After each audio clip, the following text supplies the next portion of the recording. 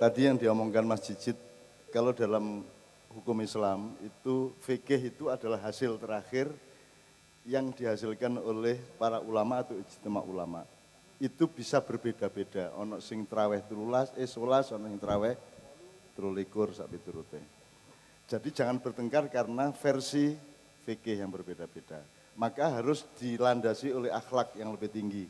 Nek akhlake dadi fikih gak masalah. Nah, akhlak itu juga puncaknya adalah mahabbah atau Ar-Rahman Ar-Rahim. Itu sifat Allah yang utama yang mengutamakan cinta kasih atau kasih sayang.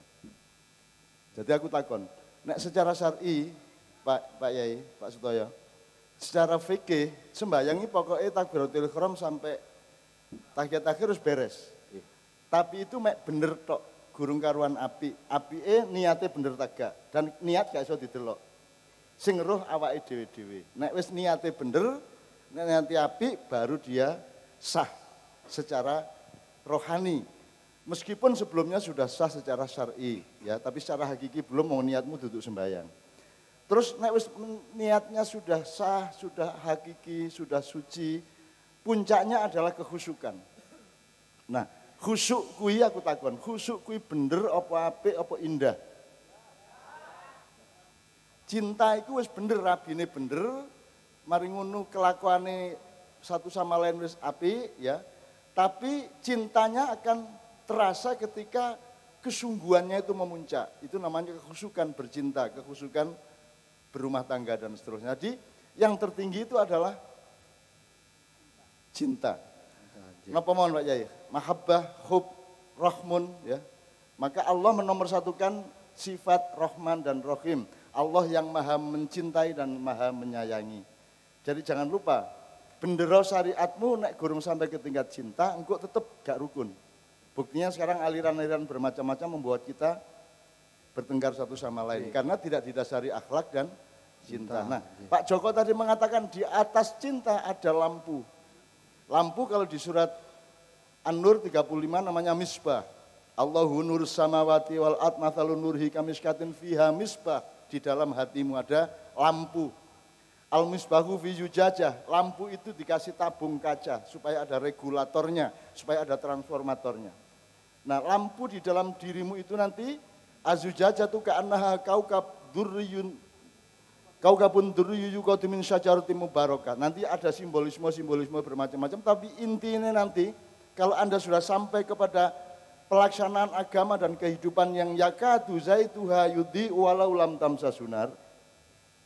Awakmu saiki wis gak sadar cinta, tapi kelakuanmu wis penuh cinta. Itu seperti kompor iso murup dhewe masih gak disumet. Yakadu zaituha yudhi walau tamsa sunar. Saiki Republik Indonesia iki durung sampai tutuk yakadu zaituha. Menetapkan kompore jek gurung iso. Nah, melani kita latihan, ini namanya tamrin atau tajribah. Nek di sekolahan pesantren no, tamrin mas. Tamrin itu artinya latihan. Nah, tajribah dan riyadhah. Sekarang ini sekaligus, kita nggak hanya mengenal cinta, nggak hanya kebenaran, tidak hanya mengenal kebaikan secara kognitif atau secara akal. Tapi kita mempraktekannya. Nek riyadhah, sak awakmu melok, sak sikilmu melok. Awakmu sholat kan seluruh badannya ikut. Ketika Anda bersujud, ya, gegermu melok sujud, sikilmu melok sujud. Jadi sujud itu adalah keseluruhan eksistensi dan diri kita menyembah kepada Allah Subhanahu wa taala. Nah, makanya puncaknya adalah nur. Nur itu Allah menciptakan jreng, itu cahaya. Allahu nurus samawati wal ard. Nanti nur ini kemudian mengalami kumparan-kumparan, putaran-putaran sampai akhirnya ada yang menjadi jasad, bumi, Mars, bulan, ya. Tapi ada miliaran yang lain yang sifatnya masih gas. Ada yang pusat cahaya dan seterusnya. Jadi teman sekalian, hidupmu itu seperti alam semesta. Ojo mek ngurusi bumi tok, ojo sing padet-padet tok, ojo sing materialistik tok. Kon sak sugih-sugihmu, nek kon gak iso menikmati rahmat Allah, kon tetep gak puas. Mergo sugih iku gak iso dipraktekno. Misalnya kon duwe dhuwit 1 miliar, Bu, sampean duwe dhuwit 1 miliar. Terus iso tuku mobil 3. Iso tuku kasur 5, iso tuku omah loro. Carane menikmati omah loro ya apa? Carane menikmati kasur 5 ya apa? Apa sewengi kon 2 jam pindah, 2 jam pindah. Iso tuku klambi 20, kok gawe kabeh, lak gak iso. Kita tuh hidup sangat sederhana, hanya pakai 1 baju, istri 1, kecuali sing loro ya. Kendaraan 1 ya. Kita menikmati itu dok. Jadi yang nomor 1 bukan berapa banyak hartamu, tapi kemampuanmu untuk bersyukur kepada Allah sehingga akan menemukan kenikmatan yang hakiki yang bertingkat cinta. Dan cinta adalah wujud yang paling tinggi dari cahaya. Nah cahaya itu bisa, misalnya gini, kon duwe utang gak iso nyaur, dikei rezeki Allah, terus iso nyaur berarti kan pindah dari gelap ke cahaya, betul enggak? Jadi cahaya itu bisa berupa rizki, bisa berupa jodoh, bisa berupa payu daganganmu, dan macam-macam. Jadi cahaya itu mengejawantah menjadi bermacam-macam jenis dan bentuk berkah Allah Subhanahu wa taala. Nah, teman-teman sekalian, oleh karena itu malam ini ojo rumangsamu lho, iki sinau iki pengajian kok koyo ngene lho. Lah awakmu gak tau latihan. Awakmu mek mikir tok. Jadi sing beragama iku uteke tok karo atine tok. Lah tanganmu gak melok. Nek wiritan getihmu melok tak gak? Sarafmu melok tak gak? Wiritan harus menyeluruh seluruh dirimu. Sampai akhirnya badanmu itu masih kon gak eling wiritan, badanmu jek wiritan. Getihmu jek wiritan, jantungmu jek wiritan. Itu yang namanya Shiratal Mustaqim. Kita kembali kepada yang sejati dan Allah itu bukan materi. Allah itu adalah maha zat yang tidak bisa kita rumuskan dan materi ini yang paling rendah. Mulane kon ojo nemen-nemen olehmu nyembah materi. Gak usah ndolek duit, sing penting nyambut gawe sing temenan. Duit teko-teko dhewe. Aja sampai kon ndolek duit sing kudu golek ikon. Carane ya apa duit ndolek ikon? Kon wong sing bisa dipercaya, daganganmu apik, pelayananmu santun, maka duit akan datang kepadamu. Duit itu akibat bukan tujuan. Ngono ya Rek ya. Nah saiki iki kualik sak Indonesia sak donya kualik sing didolek iku kekayaan duit sapi itu tidak masalah, tetapi salah dalan kon. Jadi uang itu akibat dari kerja kerasmu.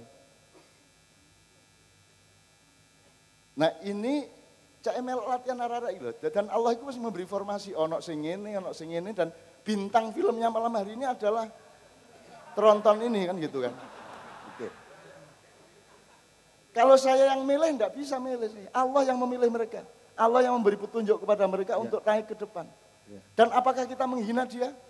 Tidak, kita sangat mencintai dia, betul enggak? Kita gembira karena ada dia. Gitu ya. Gembira. Semua ini karena kegembiraan. Jadi pengajian itu nomor siji kudu nyenengno wong kabeh. Nek wis nyenengno kait itu jenenge basyira. Nek wis basyira kait oleh nadhira. Olehmu seneng diukur sih. Aku takon saiki, selama kita dulinan sing ndi sing kira-kira dosa? Sing ndi sing dosa? Menghina. Siapa yang menghina, contohnya siapa tadi? Dilokno tronton. Anda merasa terhina apa tidak? Enggak. Kenapa tidak merasa terhina? Karena nek wis seduluran, lok-lokan koyo ngono gak masalah. Nek kon gurung kenal ngomong tronton kait ke uring-uring. Misalnya kon mlaku ndek dalan terus ana wong bengok gak kenal, tronton kate nang ndi kok tonyo ya. Tapi kalau sudah seduluran, ngomong kasar ndak apa-apa, wong seduluran kok wis bebojoan gak mek ngomong kasar, mudah wong loro gak masalah. Karena sudah menyatu hati, sudah one heart. Nah kita sekarang ini bikin pengajian sing menyatukan hati kita. Iki gorong kenal satu sama lain, tapi ojo khawatir, kon wis dadi dulur saiki. Engko meneh kon akan dikerjasamakan oleh Allah, mbuh dagang, mbuh rabi, mbuh apa, Anda akan dijadikan bersaudara oleh Allah Subhanahu wa taala. Ngono ya? Oke, lungguh sik, bismillah. Sampeyan lungguh sik, menggeh-menggeh sik di pojok-pojok. Dibagi dua di pojok-pojok. Bismillah. Cik terus, Rek. Bismillah. Kalau Anda tidak bisa memaknainya sekarang, jangan khawatir. Karena hidup itu berproses. Kon nandur gurung karuan langsung cukul. Iso menene kait cukul. Asal Anda ikhlas menerimanya, mengalaminya, maka Allah akan menumbuhkan tanaman nilai, tanaman ilmu, dan tanaman berkah itu di dalam jiwamu masing-masing. Mene arek-arek sing melok joget-joget, sing melok jawab sekalian, besok dia akan lebih dinamis hidupnya. Dia akan lebih mengatasi masalah, dia akan lebih tandang. Yang kurang dari pendidikan Islam adalah latihan tandang. Sing ono iku mek latihan wiritan, apal Quran, karo beberapa ilmu yang sifatnya kognitif. Yang kita perlukan sekarang adalah Semua itu harus diwujudkan, diejawantahkan secara riyadhah, secara tamrin. Ya. Tamrin itu artinya latihan, semua dilatih, disimulasi dan seterusnya. Nah, nek riyadhah itu berarti awakmu kudu melok kabeh. Awakmu melok kabeh. Mulane salat iku karo Gusti Allah sikile ya diatur, tangane diatur, sirahe diatur, kabeh diatur untuk memberi petunjuk bahwa hidup itu harus utuh, harus menyeluruh. Kabeh kudu melok. Dan tidak ada gengsi-gengsi soal itu, asal baik kita lakukan. Makanya pengajian ini bukan kita rombak, bukan kita reformasian, ndak pokoknya nek prasaku ngene iki ndadekno awakmu nomor 1 apa rek? Atine dadi 1 saiki iki. Gembira bersama-sama. Kalau Anda ndak gembira ndak mungkin tahan berjam-jam. Sing kudu nguyuh angkat tangan. Ya. Kok gak nguyuh kon, kok tahan kon. Mergo lali to. Karena kita gembira nguyuhe ditunda, lak ngono. Engko begitu selesai kon langsung waduh kudu nguyuh ngono ya. Begitu kon ndelok jeding langsung wah gak kuat ngono ya. Jadi ada organisasi, ada rotasi, ada mutasi, ada pergiliran, ada bermacam-macam dinamika manajemen dalam diri manusia. Ya. Jadi organisasi yang terkecil adalah dirimu sendiri. Yang Allah sangat menolongmu. Kon mangan kari mangan, kon melok bagi kita proteine, kalorine, kon melok bagi kita gak. Kon mangan kari mangan tuh. Dan mangan itu urusan ilat sampai tenggorokan tok. Padahal nanti urusan utamanya sebenarnya dalam kesehatan adalah mari tenggorokan itu terus ya apa? Ono sing membahayakan jantungmu, ono sing membahayakan ususmu, ginjalmu, sak piturute. Itu kan siapa yang ngatur? Kita urusannya sekarang cuma mulut. Mulanya hidupmu jangan hidup kuliner, hidup medis, hidup kesehatan. Jadi mangan apa? Pertimbangannya kesehatan. Ilatmu kudu dadi sensor dari kesehatan. Nek misalnya kon gak apik kopi, ilatmu gak gelem kopi. Jadikan tradisi seperti itu, sak iso-isone oleh latihan mbuh suwe mbuh diluk, tapi pokoknya semua latihan, riyadhah seperti ini tadi. Sekarang saya panggil teman-teman 2 kelompok yang tadi, sampean tetap di sini enggak apa-apa. Soal hadiah, ikhlaskan tidak akan ada hadiah. Syukur ono, ngono ya. Lho ngono carane rek. Ittabi'u man la yasalukum ajron wa hum muhtadun. Orang-orang yang mendapat hidayah dari Allah adalah orang yang melakukan sesuatu dengan ikhlas tanpa membayangkan akan ada hadiah. Ternyata neno hadiah bersyukuri luar biasa. Tapi diwis setel gak lewat apa-apa gak masalah. Yang penting aku gak disuring-uring karo Gusti Allah. Silakan 2 kelompok. 2 kelompok, 1 kiri, 1 kanan.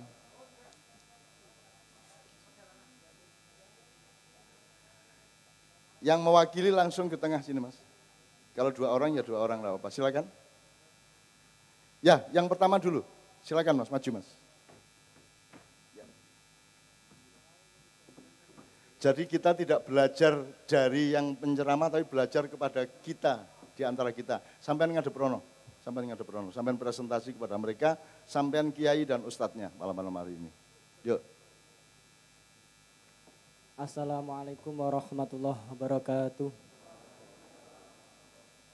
Nyun sewu Cak Nun kalih sedanten ingkang hadir teng mriki. Jadi begini, untuk menyikapi bagaimana atau apa sih sumber daripada tidak sejalannya atau crashnya atau bermusuhannya atau saling menjatuhkannya manusia ini. Jadi dari kelompok kami itu mengambil garis besar bahwasanya faktor yang dapat menjadikannya kita ini tidak bahagia, kita ini tidak rukun, yaitu masing-masing pasti ada yang faktor internal dan faktor eksternal. Kemudian untuk pembagiannya lagi, taksimnya, jadi faktor internal itu kami langsung mengambil benang merah, yaitu antara hati dan persepsi. Nah, karena apa? Karena bagaimanapun ketika misalkan kita ini diserang, kita ini mendapatkan efek atau apapun itu dari manapun saja, nanti ujung-ujungnya akan disaring oleh hati kita. Misalkan perkara A masuk, nah itu bagaimana hati kita? Apakah itu memang yang benar? Apakah itu yang kurang benar? Atau sama sekali yang tidak benar?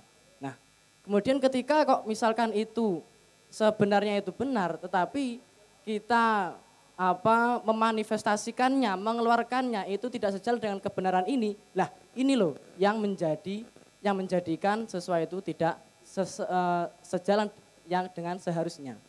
Kemudian persepsi. Nah, persepsi. Jadi karena mungkin perbedaan persepsi, pemikiran, manifestasi, mindset, ya, perbedaan mindset per orang, per individu ini juga dapat melahirkan perpecahan.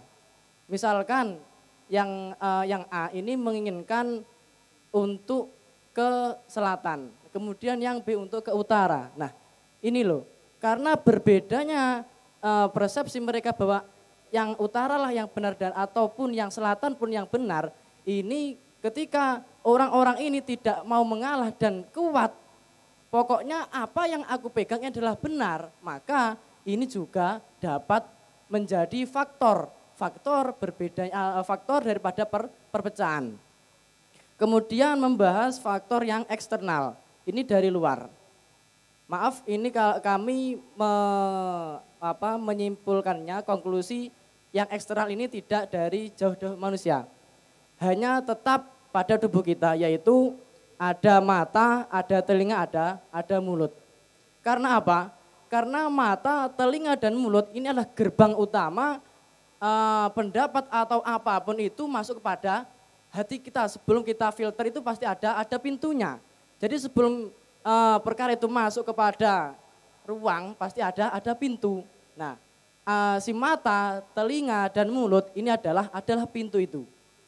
Kalaupun misalkan diurutkan dari mulut.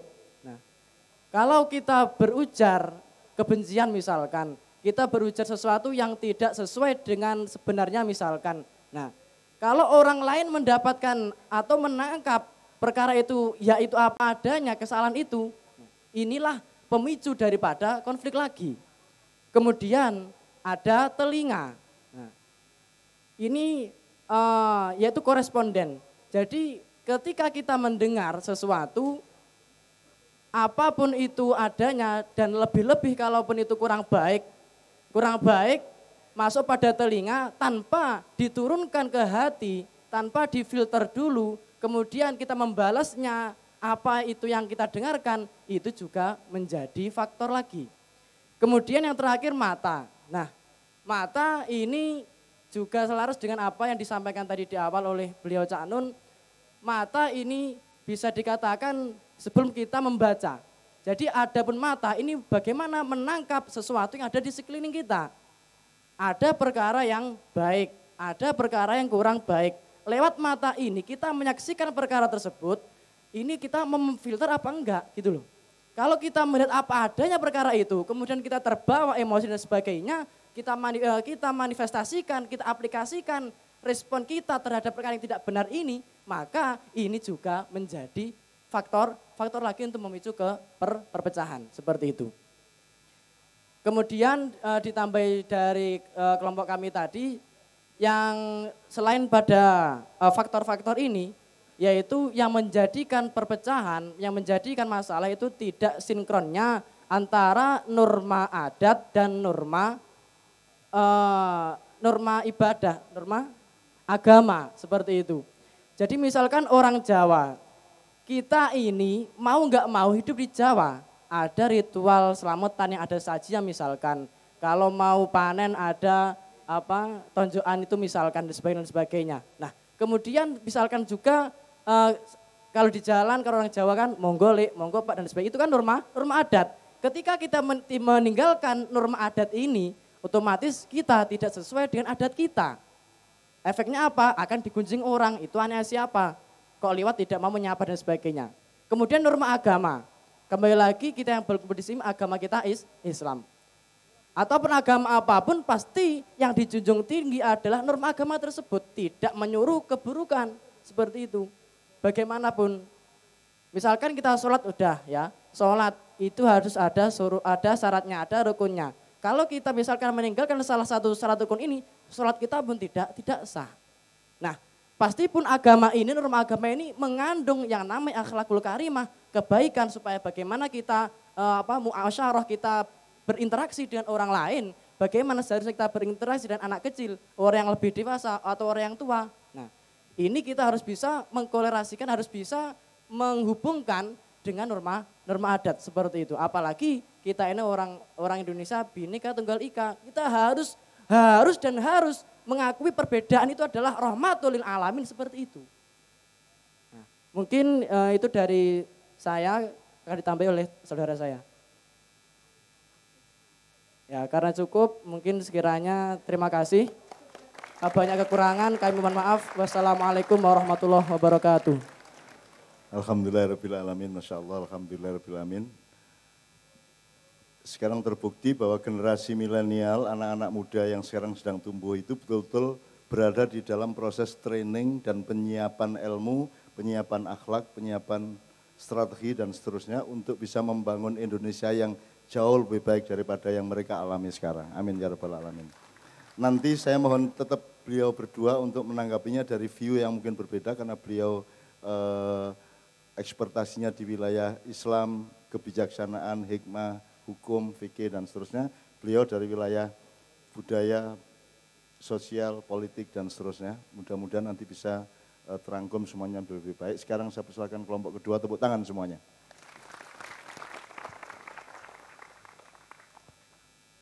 Sebelumnya terima kasih. Assalamualaikum warahmatullahi wabarakatuh. Ngapunten Cak Nun, terima kasih atas waktunya. Kami dari kelompok yang kedua, perkenalkan saya Mahfud Siddiq, sebelah saya ada Mas Arif, ada Mas Gilang, ada Mas Dery, dan ada Mas Habib. Untuk menanggapi dari permasalahan yang tadi, dari yang disampaikan oleh Cak Nun, dari kelompok kami menanggapi tadi kurang lebih sudah banyak dari kelompok satu sudah menanggapi tentang dari agama, norma, terus adat semuanya. Untuk dari kelompok kami mungkin menambahkan yang belum untuk perbedaan dalam kadang selisih yang ada di dalam lingkungan kita, entah itu lingkungan kecil keluarga ataupun yang lingkup besar, yang paling utama itu adalah rasa.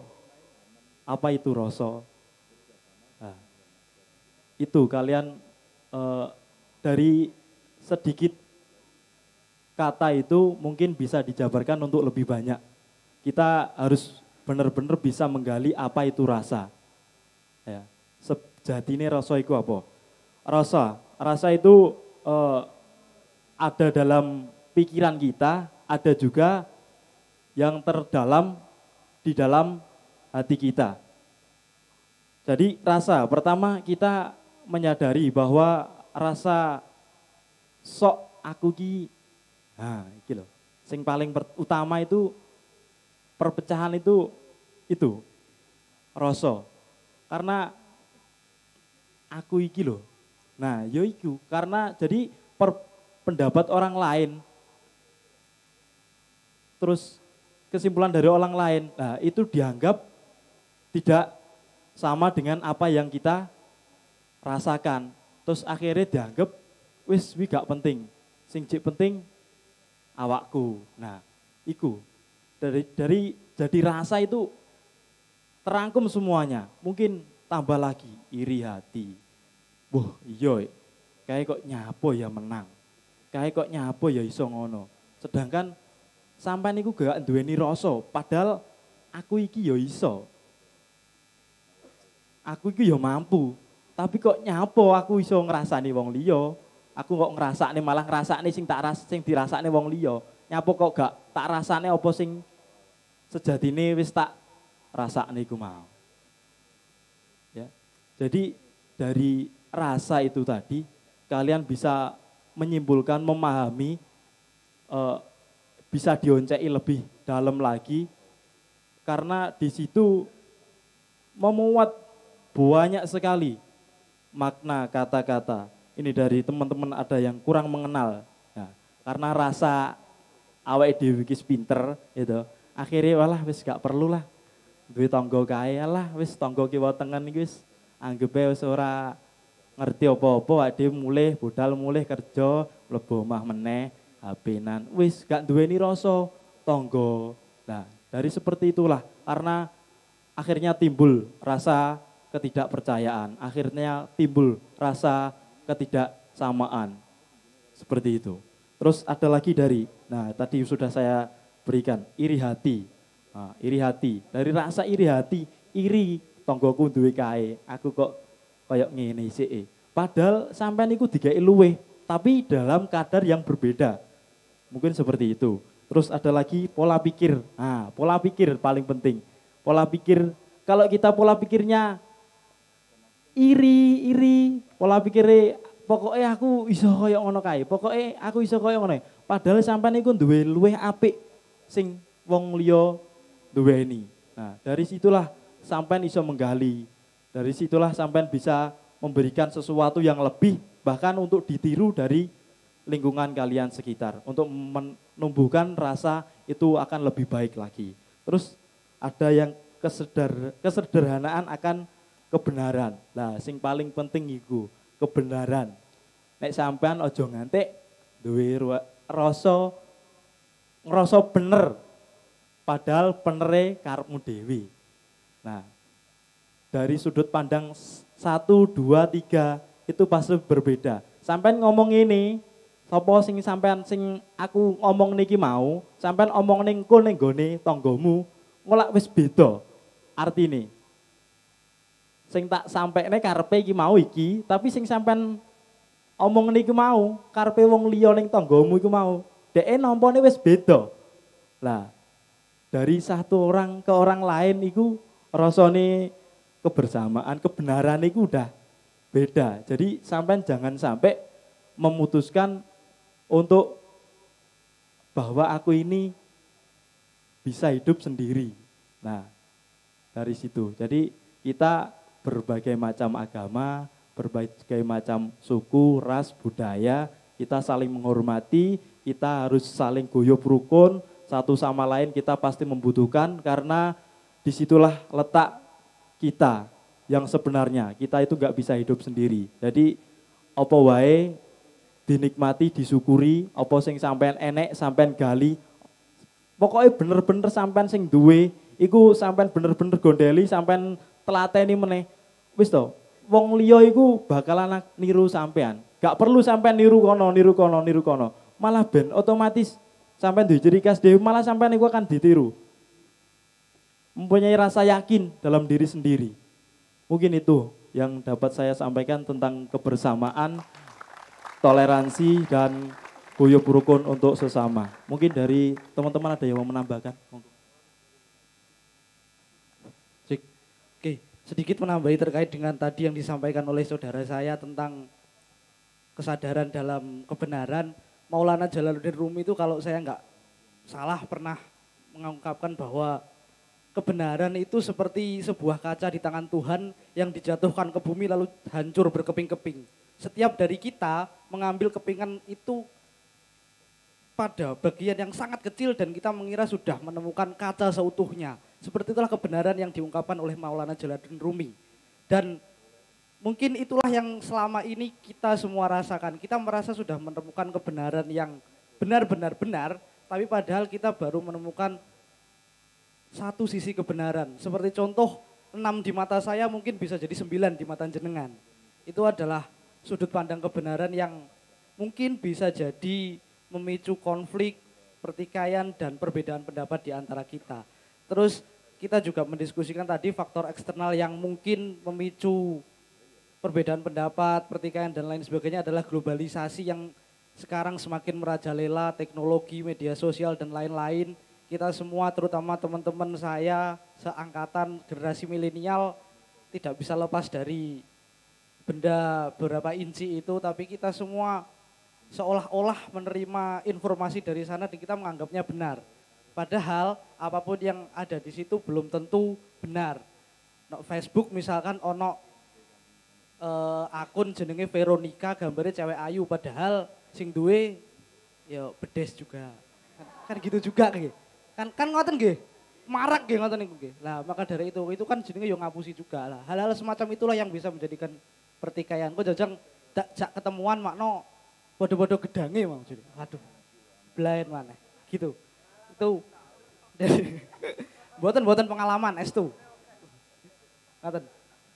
Bun, kalau sudah dari kami, Bun.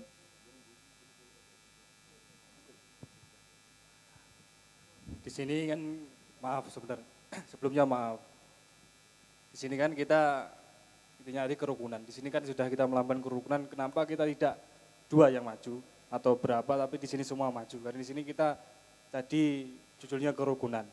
Jadi saya menambah sedikit dan kesimpulannya bahwasanya apa yang dikatakan Mbah Nun tadi, ketika kita melafazkan la ilaha illallah, itu kita kadang merasa gini, seperti yang dikatakan masnya tadi, kita merasa rumongso. Padahal di sisi lain itu sebelum kita hablum minallah ada hablum minan nas. Hablum minan nas saja belum.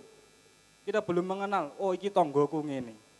Kita baru mengerti, ini namanya ini, tapi belum mengenal.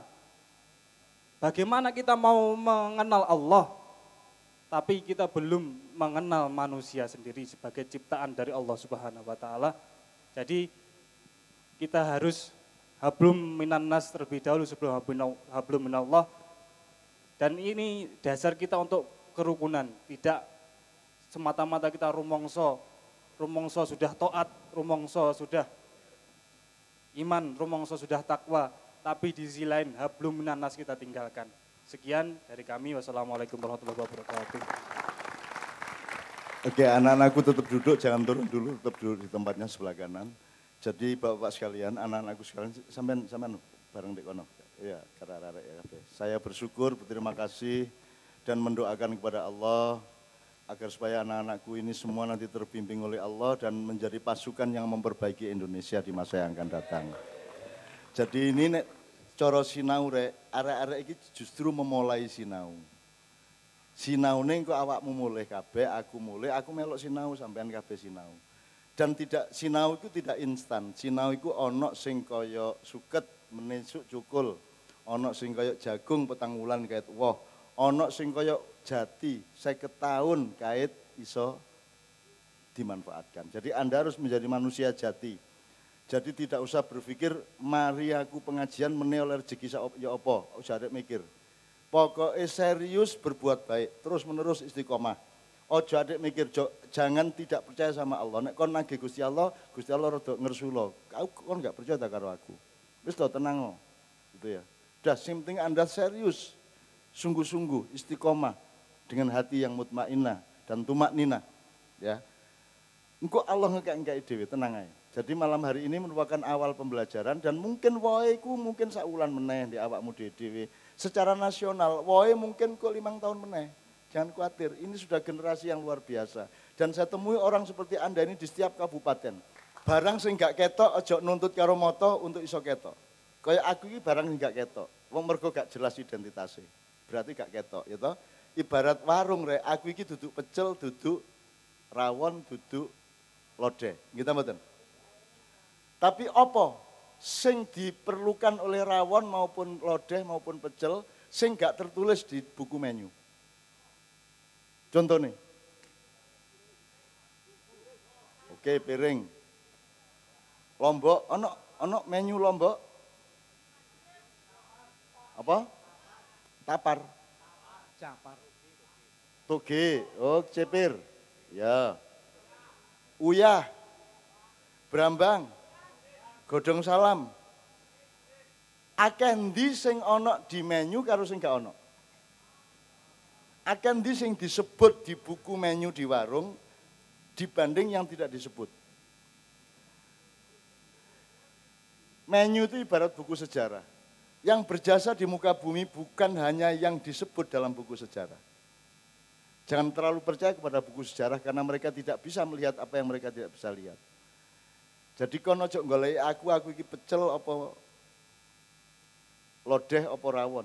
Aku iki paling pol ya uyah, lombok, kecipir ngene lho ya.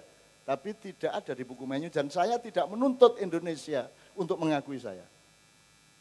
Saya hidup tidak untuk Indonesia, saya hidup untuk Allah Subhanahu wa taala karena Dia menciptakan aku dan aku akan kembali kepadanya.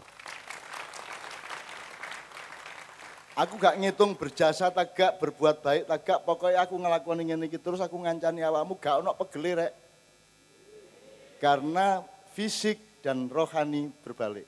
Nek kon duwe duit 100 kok kekno 10.000 dadi piro rek? 100.000 dikurangi 10 dadi 90. Tapi nek kon duwe ilmu loro kok kekno loro, ilmumu 0 tambah. Tambah. Mari kita kerjakan yang sifatnya akhirat. Mari kita kerjakan yang sifatnya rohaniah. Mari kerjakan yang sifatnya uluhiyah atau ilahiyah. Karena Allah akan terus bertambah. Dalam arti semua rahmat Allah itu hukumnya tidak sama dengan matematika, jasad atau fisik atau materi. Itu ya teman sekalian. Oke, tepuk tangan untuk anak-anak kita semua. Saya akan mohon beliau memberi komentar singkat atau panjang monggo, kemudian beliau dan setelah itu saya mohon untuk menyematkan peci pada masing-masing yang ada di panggung. Bener ya? Sing wis duwe kekno tanggamu ta kancamu utawa dolen gak masalah. Ya paling nek loaan ya paling 12.500 ngono ya. Bismillah nyuwun sewu Bapak. Terima kasih Cak Nun. Tepuk tangan untuk teman kita dari kelompok 1 maupun kelompok 2. Ini generasi milenial yang hebat. Mudah-mudahan ke depan bisa menjadi pemimpin-pemimpin yang hebat. Pada kesempatan ini kami akan menyimpulkan saja dari apa yang disampaikan dari pihak 1 maupun dari kelompok 2. Jadi prinsipnya terjadinya perpecahan atau perbedaan itu tadi disampaikan dengan jelas dari kelompok 1 maupun kelompok 2 bahwasanya kita itu merasa lebih dari yang lain. Ini yang menjadi permasalahan. Kalau kita merasa lebih pintar, lebih benar, lebih kuat, lebih kaya dari yang lain, ini merupakan benih permasalahan atau perpecahan. Karena pada prinsipnya kita dilahirkan sama, tentunya kita harus bisa memahami perbedaan. Saya rasa demikian, Nak Nun, untuk kami aturkan kembali. Kita eling-eling ilmu maiyah dasar ya Rek ya. Jadi ono telu urip iki siji bener, loro apik, 3 indah atau bijaksana atau khusyuk. Ya, tergantung kasusnya. Jadi bener itu bahan mentah. Kudu kok olah, kok masak, kok goreng, dadi baik. Jadi ada hak, ada khair. Kalau Anda sudah menciptakan kebaikan dari kebenaran yang Anda olah itu, maka Anda akan mendapatkan dari Allah al-hikmah. Cari ayatnya, bahwa Allah akan memberikan hikmah kepada orang-orang yang berbuat baik di antara mereka. Jadi, wong saiki gelut apa sebabnya mergo nggugu karepe dhewe. Kalau ilmu dasarnya adalah ono bendere dhewe, bendere wong akeh, bendere sing sejati. Saiki iki bendere dhewe kabeh. Upama bendera wong akeh iki ya tergantung kepada kebenaran kelompoknya. Dan jangan mengandalkan kebenaran sendiri karena benar itu awakmu gak roh temenan. Al-haqqu mir rabbika. Jadi hak atau kebenaran itu berasal dari Allah. Kita taunya sedikit-sedikit. Saono-onoe awake dhewe ngerti ayo dimasak dadi keapian, kebaikan. Jadi maka kompetisinya di antara manusia bukan fastabikul hak, tapi fastabikul khairat. Jadi kita berkompetisinya kebaikan. Antar siapapun, urusan apapun, kita berkompetisi untuk membuat kebaikan. Bagi semuanya, tidak bagi diri Anda tok. Nah jadi tadi saya lihat 2 kelompok tadi mereka ternyata generasi milenial yang saya ketemu tiap malam itu ternyata mereka berada pada tahap pertama pembelajaran, yaitu mereka memilih bertafakur, tadakur, dan tadabur ke dalam diri mereka. Semua kesimpulannya tadi adalah kritik kepada kecenderungan-kecenderungan internalnya. Jadi mereka belum saya tuntut untuk nek wis mateng internalmu, tafakurmu, tadakur, tadaburmu wis mateng, engko kait kon delok liyane. Saiki nek wong gak mateng tafakure, gak mateng tadakure, gak mateng tadabure, ndelok liya mesti sing metu kepentingan, mesti sing metu kerakusan, sing metu mesti pelampiasan. Padahal Islam itu nomor 1 adalah pengendalian, ngerem duduk ngegas. Nah, awakmu saiki jek latihan ngerem.